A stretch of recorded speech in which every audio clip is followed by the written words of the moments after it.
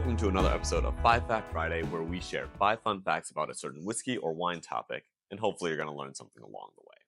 Today we are talking about specifically Japanese whiskey, but diving even deeper, a specific person, one of the fathers of Japanese whiskey, Shinjiro Torii. So let's start high level. Who was Shinjiro Torii and why do we really care about him? Like I mentioned, he's one of the fathers of Japanese whiskey, and without him, we really wouldn't have anything like Japanese whiskey today. He played a very important role and had a very interesting way of getting to where he was at. So let's look at how he got there. Torii had a very interesting beginning where he didn't go and become like a scholar or anything like that. He was starting business at a very young age, working as a clerk at a pharmaceutical store. He was in charge of overseeing the import of wine specifically, and a lot of Western wine, specifically Spanish wine, which he quickly fell in love with. As he was working and developed his skill set and became older, he was able to create his own business and he started importing Spanish wine.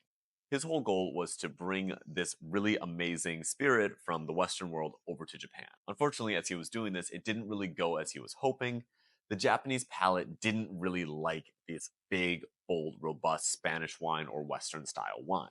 Once he realized this, he started blending these wines together to make something a little bit more palatable for the Japanese palate. This started doing really well, and he decided to take that next step and try to figure out what else can he bring to the table. That next thing is what a lot of the wealthy in Japan really enjoyed, and that was Scotch whiskey. Torii and whiskey had a very interesting start. As he was trying to figure out how to make whiskey in Japan or bring over more that would be a little bit cheaper and easier for the rest of Japan to get, he was reaching out to people in Scotland, talking with them, and they pointed him to someone who was already in his country and would be able to help him get his own distillery up and running, and that was none other than Masataka Toraksuru. He had already been over in Scotland and was studying and learned how to make scotch to a very high level, and now was living back in Japan and would be able to help Torii get his own distillery off the ground.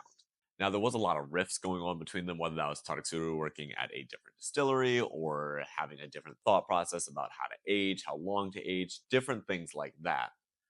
But regardless, these two started working together to create what we know as Japanese whiskey today. Now, having Torii as a boss was a very interesting thing. A lot of people refer to him as a hard nose, but he was also a very great leader. He would push people to do things that they weren't normally comfortable with, and once they succeeded in it, he would definitely be there to praise them and let them know that he always believed in them. He also gave them what he called a family allowance, and he made sure that they were getting a meal during the shift so that they wouldn't be suffering while working and they had a good, healthy working environment. Even with all this, unfortunately, Japanese whiskey didn't take off right away. The first installment of it was way too peated for what the Japanese palate at that time liked, and it caused it to not go well. Similarly to the Spanish wine coming in, it just wasn't for the palate at that time. The next installment, and as they started working with it a little bit more, refining it, it became what we know as Japanese whiskey today. Now, there's a lot more that goes into Japanese whiskey history about why did they pick a certain location, when did the rules come into place, going even further into Toraksuru and how he even figured out that he was interested in Scotch and how he learned about Scotch.